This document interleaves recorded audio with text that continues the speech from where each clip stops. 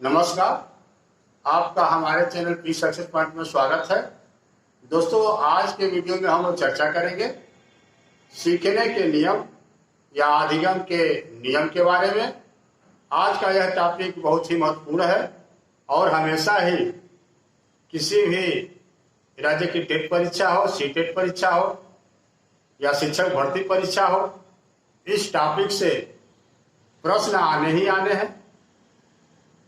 इसकी चर्चा हम लोग इसको दो भागों में बांटकर करेंगे। जैसा कि आप लोग जानते हैं कि अधिगम के नियमों का प्रतिपादन थॉर्नडाइक ने किया था, इसीलिए इसे थॉर्नडाइक का सीखने के नियम के नाम से भी हम लोग जानते हैं।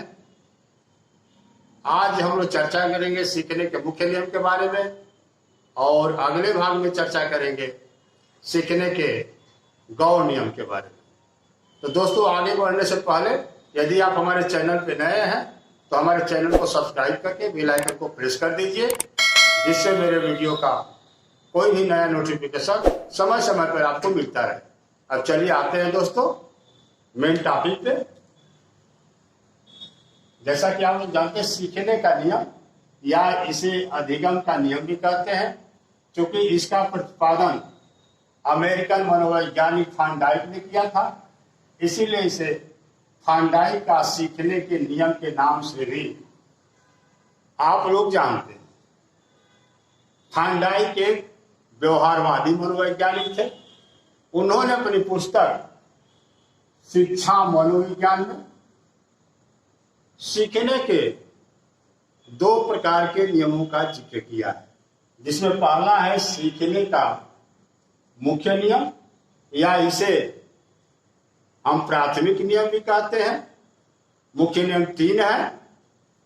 दूसरा है सीखने के सहायक नियम या इसे गौण नियम भी कहते हैं या द्वितीयक नियम भी कहते हैं। और इसकी चर्चा हम लोग अगले पार्ट में करेंगे, दूसरे भाग में करेंगे।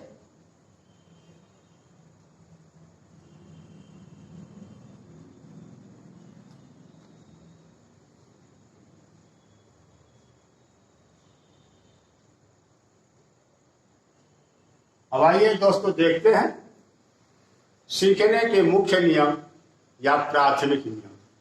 जैसा कि 3 है, जिसमें पहला है तत्परता का नियम, लॉ ऑफ रेडीनेस। दूसरा है अभ्यास का नियम, लॉ ऑफ एक्सरसाइज। और तीसरा है प्रभाव का नियम, लॉ ऑफ इफेक्ट। कभी कभी इसे क्रम से पूछ देता है, तो आप याद रखिए, पहले नंबर पे तत्परता का नियम आता है, दूसरे नंबर पे अभ्यास का नियम आता है, दूसरे नंबर पे अभ्यास का नियम आता है और तीसरे नियम पर प्रभाव का नियम आता है। अब इस एक एक नियम की चर्चा हम लोग करेंगे।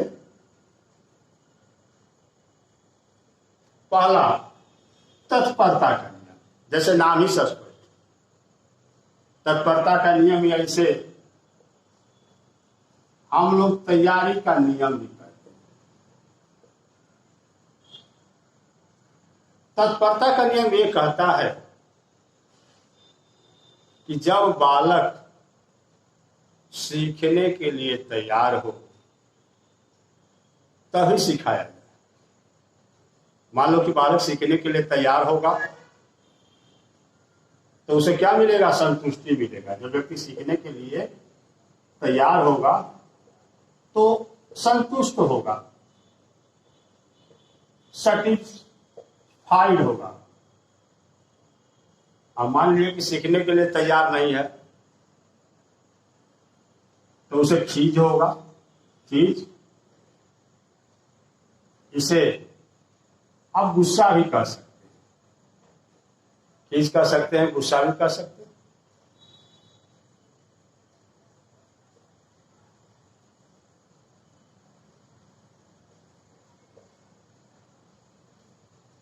हैं। नोट्स, इसके अंतर्गत 3 बातों का जिक्र आता है। पहली बात आती है कि जब बालक सीखने के लिए तैयार, तत्पर है और उसके अनुसार अगर सिखाया जाता है तो क्या मिलेगा उसे? संतुष्टि मिलेगी, संतोष मिलेगा, संतोष उसको मिलेगा, संतुष्टि मिलेगी। अब मान लीजिए कि दूसरी बात आती है कि जब बालक सीखने के लिए तैयार है और उसे सिखाया नहीं जा रहा उसके अनुसार, तो क्या होगा? उसे खीज होगा, गुस्सा होगा। और जब सीखने के लिए तैयार नहीं है तो अभी उसे सिखाया जा रहा है तो उसे क्या होगा? खीज आएगा, गुस्सा। दोस्तों, कहा गया है कि सीखने के लिए तत्पर होना आवश्यक है। यदि बालक तत्पर नहीं होगा तो नहीं सीख पाएगा।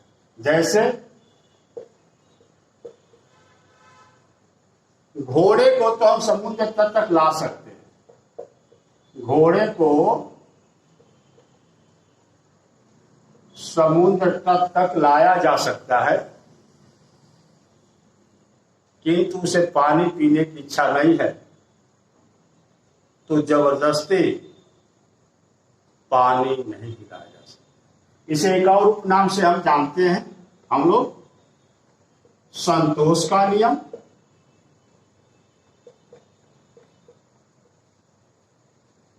और असंतोष का नियम। संतोष का नियम और असंतोष का नियम। चलिए आगे बढ़ते हैं। शैक्षिक महत्व, इसका शिक्षा में क्या योगदान है, क्या महत्व है? तो दोस्तों, ये नियम कहता है कि बालक को तभी सिखाया जाए जब बालक तत्पर हो, सीखने के लिए तैयार। अगर सीखने के लिए तैयार नहीं है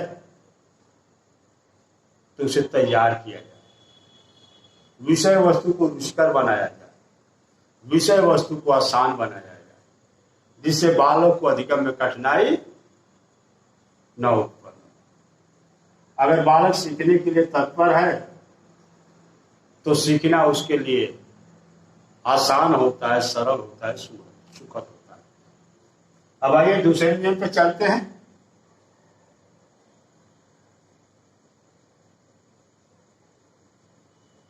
अभ्यास का नियम। अभ्यास का नियम।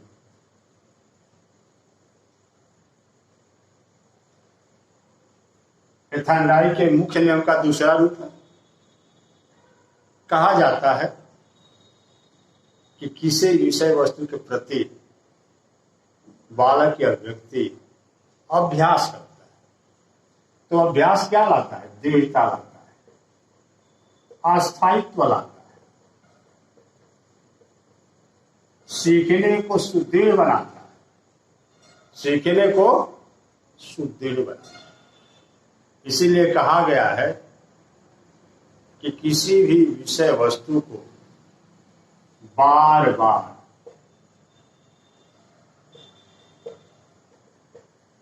दोहराया जाए।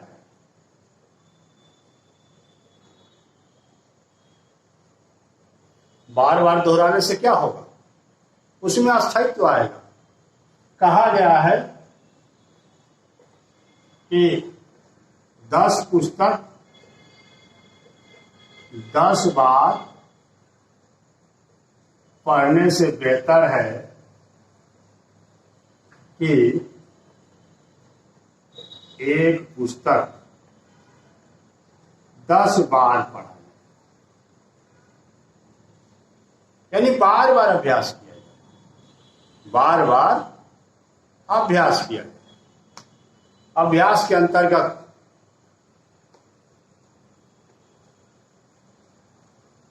हम लोग देखते हैं जिस चीज को दोहराते हैं या जो चीजें हमारे उपयोग में रहता है, उपयोग में रहता है, तो क्या होता है, हम उसको बार बार दोहराते, बार बार उसके प्रति हम क्रिया करते हैं, सीखते हैं। इसीलिए इसमें उपयोग का नियम और दूसरा है अनुपयोग का नियम। जो चीजें हमारे उपयोग में है, जिसको हम बार बार दोहरा रहे हैं, वो तो हमारे मनोमस्तिष्क पे रहेगा, आपके मनोमस्तिष्क पे रहेगा, उसको सीखने में कोई समस्या नहीं होगी। और जो चीजें उपयोग में नहीं है वो कुछ दिनों के बाद, न दोहराने से कुछ दिनों के बाद क्या होता है, भूल जाता है। इसी के संदर्भ में वरदराज एक विद्वान थे, उनका कथन है कि करत करत अभ्यास ते जड़मत होत सुजान, रस्सी यावत जातते सिल पर पड़त निशान। यानी किसी भी विषय को बार बार अभ्यास किया जाता है। जैसे सिल पे पत्थर का टुकड़ा है और उसमें रस्सी को रगड़ा जाए तो उसमें भी क्या हो सकता है, निशान पड़ जाता है। तो सीखने का थांडाई का ये नियम कहता है यस आर बाण, यस आर बाण। यस आर बाण अगर मजबूत है, स्टिमुलस रिस्पांस अगर मजबूत है, तो व्यक्ति उसको बार बार दोहराएगा, उसके मनोमस्तिष्क पे रहेगा, उसके स्मरण में रहेगा। और यस आर बाण अगर कमजोर है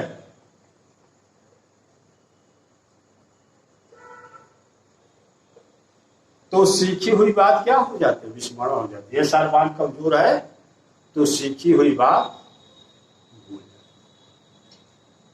याद नहीं रहता है।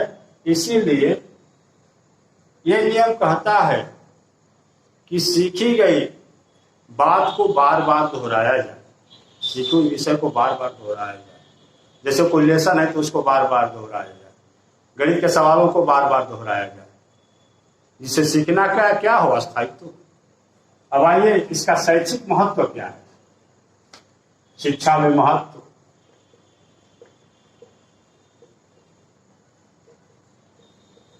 शैक्षिक दृष्टिकोण से, अगर शैक्षिक दृष्टिकोण से हम देखें तो इसका बहुत महत्व है। एक कक्षा में एक शिक्षक को चाहिए कि अधिक से अधिक बार, जितना बार हो सके, विषय वस्तु को दोहराया जाए। बीच बीच में भी विषय वस्तु को दोहराने के लिए छात्र से कहा जाए। मगर इसकी एक समस्या है, इसकी आलोचना की जाती है कि सीखने में अभ्यास के अलावा भी सूझ का महत्व है। क्योंकि बालक अभ्यास भी करता है और उसके अंदर सूझ है, सोचने समझने की शक्ति है, तो उसको अधिक दिनों तक, अधिक समय तक अपने मानस पटल पर रख सकता है। दूसरी बात यह आती है कि सभी बालकों का बुद्धि स्तर, बुद्धि लब्धि एक समान नहीं होता। तो एक ही नियम सभी बालकों पर लागू नहीं होता। अब आइए दोस्तों चलते हैं प्रभाव का नियम, प्रभाव का नियम।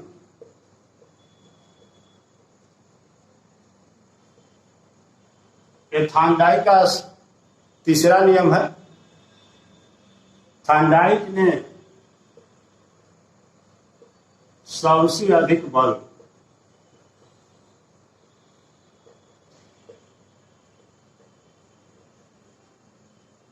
प्रभाव के नियम पर दिया है, यानी इसे प्रभाव के नियम को थार्नडाइक ने सबसे महत्वपूर्ण माना। अब प्रभाव का नियम क्या करता है? सुखद और दुखद, सुखद और दुखद दो अनुभूतियों द्वारा प्रभावित होता है, सुखद और दुखद। यदि कोई विषय वस्तु के प्रति बालक क्रिया करता है या कार्य करता है और सुखद परिणाम होता है, अनुक्रिया का परिणाम क्या होता है? अनुक्रिया या यूं कहिए क्रिया, अनुक्रिया या क्रिया का परिणाम सुखद, तो क्या करेगा? उसका प्रभाव अच्छा होगा। अगर अनुक्रिया का प्रभाव दुखद है तो उसका प्रभाव अच्छा नहीं पड़ेगा। मान लीजिए कि बालक किसी विषय वस्तु को सीखा या किसी विषय वस्तु के प्रति अनुक्रिया किया, उसमें सफल रहा, अच्छा रहा, उसको पुरस्कार दिया गया, तो उसका प्रभाव अच्छा होगा। यदि उसने उस विषय वस्तु को नहीं सीखा या कोई गलत व्यवहार किया, उसे दंड दिया गया, तो उसका प्रभाव क्या होगा? दुखद।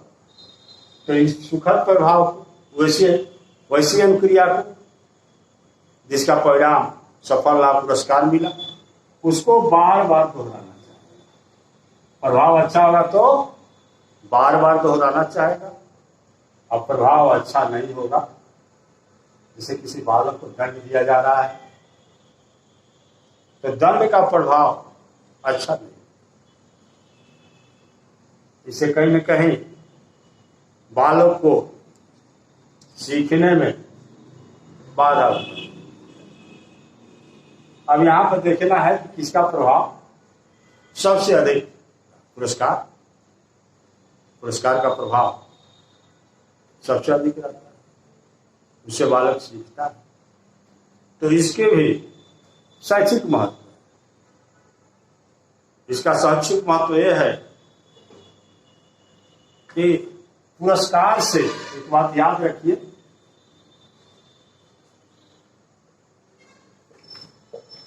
पुरस्कार से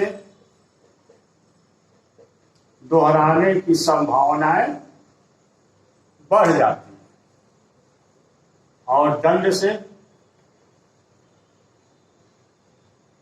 दोहराने की संभावनाएं बहुत ज्यादा नहीं बढ़ती है। तो एक अध्यापक को हमेशा इस बात का ध्यान रखना चाहिए कि बालक को दंड न दे, क्योंकि दंड से उसके मनोमस्तिष्क पे नकारात्मक प्रभाव। सीखने का प्रभाव का नियम ये कहता है कि अच्छी तरह से उसको प्रभावित करें, अपना प्रभाव अच्छा छोड़े, तो अच्छी तरह से वो सीखेगा। दोस्तों, आज के वीडियो में बस इतना ही। यदि हमारा वीडियो अच्छा लगा हो तो इसे लाइक कीजिए, अधिक से अधिक शेयर कीजिए, साथ ही हमारे चैनल को सब्सक्राइब कीजिए। धन्यवाद। जय हिंद, जय भारत।